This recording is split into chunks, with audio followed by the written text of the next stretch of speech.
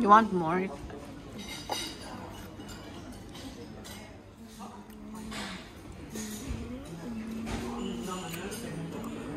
So, we just finished our breakfast. So that's what is going on in Sunday morning.